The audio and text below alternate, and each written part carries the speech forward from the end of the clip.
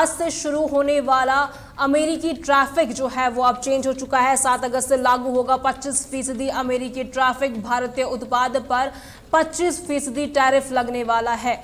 Automobile, smartphone सहित कई उत्पाद पर इसका असर जो है वो साफ तौर पर होता हुआ नजर आएगा। आज से ये लागू होने वाला था, लेकिन अब इसे टाल दिया गया है। 7 अगस्त से शुरू होगा, जहां पर 25% अमेरिकी टैरिफ लगाया जाएगा। भारतीय उत्पाद पर 25% टैरिफ के पूरे आसार होने की संभावना जताई जा रही है। अमेरिकी राष्ट्रपति डोनाल्ड ट्रंप ने भारतीय उत्पादों पर 25% टैरिफ लागू करने की घोषणा की है, जो आज यानी कि 1 अगस्त से प्रभावी होने वाला था, लेकिन अब इसे टाल दिया गया है। 7 अगस्त से ये लागू किया जाएगा। इस फैसले से भारत के कई प्रमुख निर्यात क्षेत्र जैसे ऑटोमोबाइल, ऑटो पार्ट्स, स्मार्टफोन प्रभावित होते हुए नजर आएंगे। ट्रंप ने इस टैरिफ को भारत के साथ अमेरिका के व्यापार घाटे को कम करने और म्यूचुअल ट्रेड नीति के तहत लागू किया है। उन्होंने भारत को टैरिफ किंग करार देते हुए आरोप लगाया है कि भारत अमेरिकी उत्पादों पर ऊंचे शुल्क लगाता है, जबकि अमेरिका भारतीय उत्पादों पर कम शुल्क लेता है। इसके अलावा भारत के रूस से रक्षा और ऊर्जा सौदों को भी इस फैसले का एक कारण माना जा रहा है। 2024-25 में भारत और अमेरिका के बीच कुल द्विपक्षीय व्यापार 186 अरब डॉलर रहा, जिसमें भारत ने 86.5 अरब डॉलर का निर्यात और 35.3 अरब डॉलर का आयात किया है। अमेरिकी भारत का सबसे बड़ा व्यापारिक साझेदार है, लेकिन 86 अरब डॉलर का व्यापार घाटा ट्रंप प्रशासन के लिए चिंता का विषय बनता हुआ नजर आ रहा है।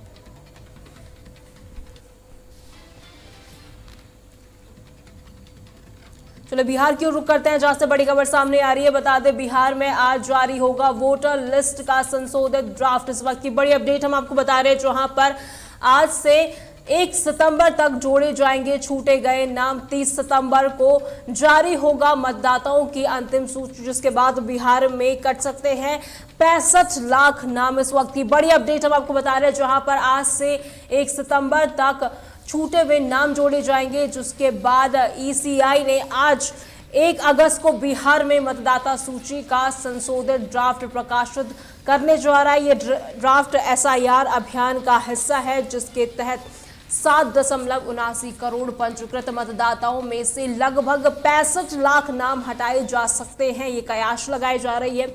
इनमें से 82 लाख मतदाता मृत पाए गए हैं।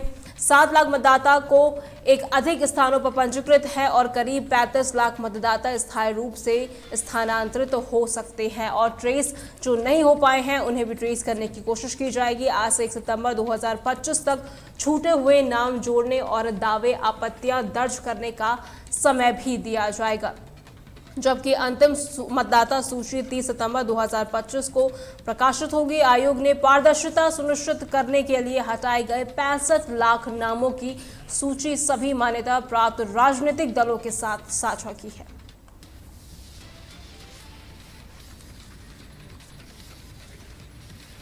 छांगुर धर्मांतरण केस में ईडी की कोर्ट में अर्जी दाखिल की गई है। इस वक्त की बड़ी अपडेट हम आपको बता रहे हैं, जहां पर छांगुर धर्मांतरण को लेकर एक और बड़ी खबर सामने आ रही है, जहां पर केस में ईडी की कोर्ट में अर्जी दाखिल की गई है। नवीन रोहरा को रिमांड पर लेने की अर्जी दाखिल की गई है।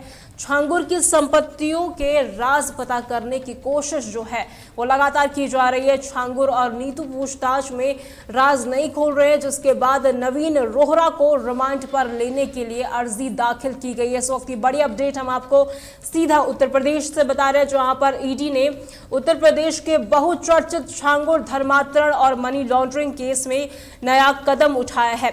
एजेंसी ने लखनऊ की विशेष पीएमएलए कोर्ट में नवीन रोहरा उर्फ जमालुद्दीन को रिमांड पर लेने के लिए अर्जी दाखिल की है। ईडी का लक्ष्य छांगुर बाबा उर्फ जमालुद्दीन और उनकी सहयोगी नीतू की संपत्तियों और वित्तीय लेन देन के पीछे के राज को उजागर करना है। सूत्रों के अनुसार छांगुर और नीतू पूछताछ में सहयोग नहीं कर रहे हैं, जिसके चलते ईडी ने नवीन रोहरा से गहन पूछताछ का फैसला लिया है। ईडी के अनुसार छांगुर ने 22 बैंक खातों में 60 करोड़ रुपए से अधिक की राशि प्राप्त की है, जिसमें से बड़ी राशि विदेशों से आई है। ये संपत्ति ज्यादातर नवीन और नीतू रोहरा के नाम पर दर्ज की गई है, जिससे छांगुर की संपत्तियां जो है वो संलिप्त होने की कोशिश बताई जा रही है और साथ ही ये भी कहा जा रहा है कि इन संपत्तियों को छुपाने की कोशिश भी की गई थी।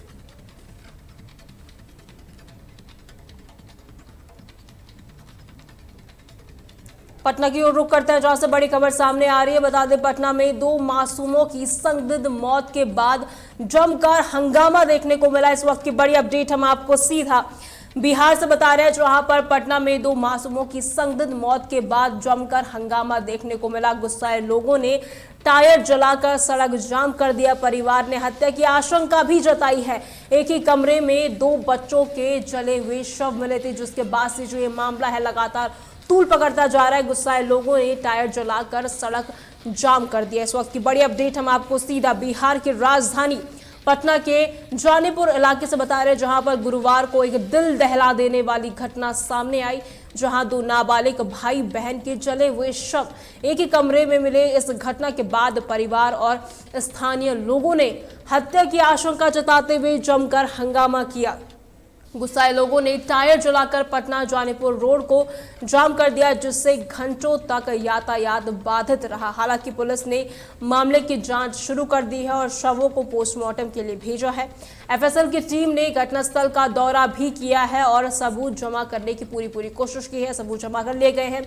इस बीच डीएसपी दीपक कुमार ने बताया कि दोनों बच्चों के जले हुए शव बरामद किए हैं। पोस्टमार्टम रिपोर्ट और एफएसएल की जांच से मौत का कारण स्पष्ट हो जाएगा। पुलिस ने परिवार के बयान दर्ज किए हैं और आसपास के लोगों से पूछताछ करने में जुटी हुई। इस वक्त की बड़ी अपडेट सीधा बिहार से हम आपको बता रहे हैं।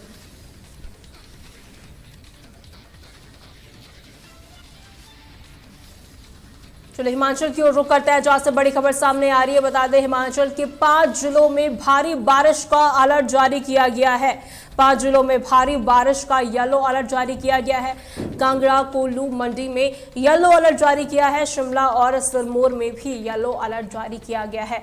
आईएमडी ने लोगों को सतर्क रहने की सलाह दी है। इस वक्त की बड़ी अपडेट हम आपको सीधा हिमाचल प्रदेश से बता रहे हैं, जहां पर कांगड़ा, कुल्लू, मंडी में येलो अलर्ट जारी किया गया है। शिमला और सिरमौर में भी येलो अलर्ट जारी किया गया है। आईएमडी ने लोगों से सतर्क रहने की उन्हें सलाह दी है और ये भी कहा है कि सतर्क रहें। हिमाचल के 5 जिलों में भारी बारिश का अलर्ट जारी किया गया है।